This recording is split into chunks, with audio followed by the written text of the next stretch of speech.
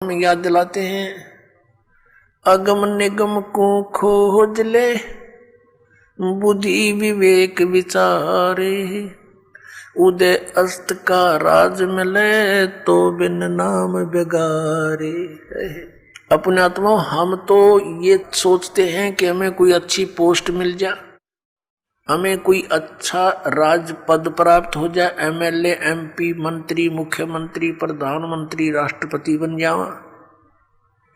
अब परमात्मा हमें क्या याद दिलाते हैं कि जिस वस्तु की तुम चाह कर रहे हो ये मनुष्य जीवन की चाह नहीं है, ये तो बालकों का खिलौने हैं, बच्चों की चाह है, इस टाइप की भक्तों की इच्छा नहीं होती। उसके साथ साथ आप जी ने इसको गहराई से विचार करना होगा, सोचना होगा। जैसे एक पोलैंड देश का पूरा कैबिनेट, पूरा मंत्रिमंडल जिसमें 96 व्यक्ति थे, एक जहाज में बैठ के, और किसी और अन्य मंत्री कोई मर गया था, उसका शोक व्यक्त करना थे, मुंह काट जावा थे उसकी, और वो उनका वायुयान दुर्घटनाग्रस्त हो गया, 96 के 96 मर गए, जिसमें से 85 तो वो मंत्रिमंडल के सदस्य थे, बाकी वो जहाज वाले कुछ एक दो होंगे।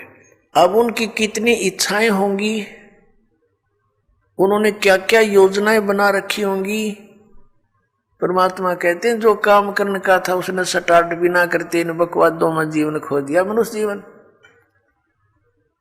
आप यहां देखते हो, एक बार हरियाणा के एक मंत्रिमंडल ने शपथ ली, उसके 2 मंत्री एक ही हेलीकॉप्टर में दुर्घटनाग्रस्त हो गए। शपथ ली थी, 2-4-10 दिन हुए थे बनाने और खत्म हुए। ऐसे ही एक मुख्यमंत्री आंध्र प्रदेश का, एक अरुणाचल प्रदेश का, हेलीकॉप्टर में जा रहे थे, आगे उनकी इंतजार में, उनके स्वागत में, उनका माला डालने के लिए लोग खड़े थे अपने स्वार्थवश, और वो दुर्घटनाग्रस्त हो गए। एक की तो 3 दिन में लाश मिली थी और एक की 1 हफ्ते में गिद्दड़ घसीटे थे उन्हें।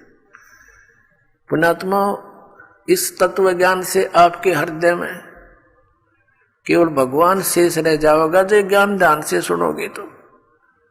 ये काम करने के मनुष्य जीवन के, अब हम एक परमात्मा से दूर होकर तत्व ज्ञान के अभाव से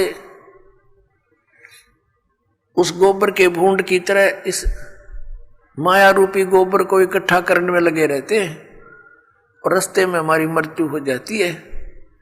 जैसे गोबर के भूंड होते हैं, देखे होंगे खेतों में, भैंस गाय गोबर चौथ कर देती है, गोबर कर देती है, और वो दोनों भूंड और भूंडनी, वो पति पत्नी, उस सारे गोबर ने इकट्ठा कर और बिल में ठोक लेंगे, गोली बना बना के उसको ऊपर का रेत लगा के कोई पिछाड़ ना ले के रखा है छुपा के, और ऐसे ढोते ढोते मर जाते हैं पशु के पैर तले आके, वो गोबर वही रह जाता दरा दरा।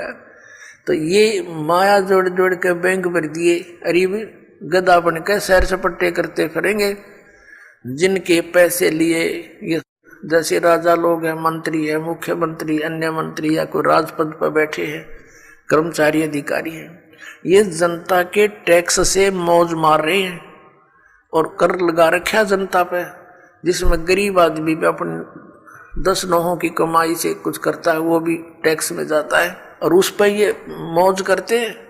जो इनका कर्तव्य बनता है उसको भूल कर ये भी केवल अपने ही स्वार्थ में, अपने ही उदर पूर्ति में लगे रहते हैं, जिस कारण से इनको प्रत्येक का कन कन देना पड़ेगा। किसी का गधा बनेगा, किसी का बैल बनेगा, किसी की भैंस बनेगी, गाय बनेगा। परमात्मा कहते तुमने उस दरगाह का मैल नहीं देखा और धर्मराज के तिल तिल का लेखा। जैसे एक गवर्नर था पंजाब और हिमाचल का, वो ज्वाइंट यानी 2 चार्ज थे उसके ऊपर, 2 का गवर्नर था अकेला। वो रिटायरमेंट पे था, 1-2 वर्ष रह रहे थे। उसने सोचा पहाड़ी क्षेत्र में हिली स्टेशन पर बहुत बड़ा बंगला बनाऊंगा और बुढ़ापे में वहां ठाठ से रहा करूंगा, शुद्ध वायु होगी, सैर सपट्टे वहां करा करूंगा।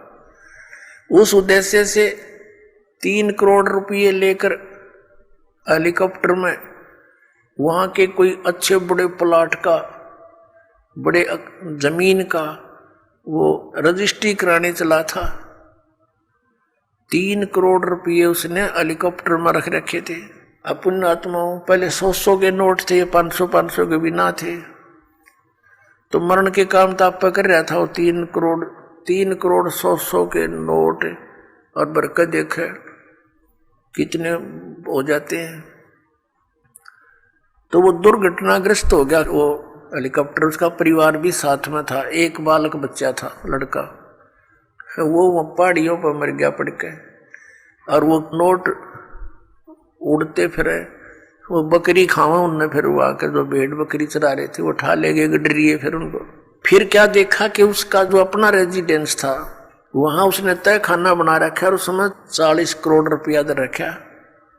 40 करोड़ रुपया 100 के नोटों का मेरे ख्याल में 2 ट्रकों पर नहीं चल है। और वो छाती का लाए बैठा सांप की तरह उस पर सोए और वहां मर गया। वो रह गया दरिया दरिया। अब क्या होगा? वो लाट साहब फिर गधा बनेगा और गेला उसकी पत्नी। और फिर क्या बनेंगे वहां? जिस जिसके पैसे इकट्ठे कर रखे थे प्रत्येक का पाई पाई का हिसाब चुकाएंगे। बहुत लंबा काम बना लिया उन्होंने अपने ऊपर। तो परमात्मा कहते हैं कि तुमने उस दरगाह का मैल नहीं देखा और धर्मराज के तिल तिल का लेखा।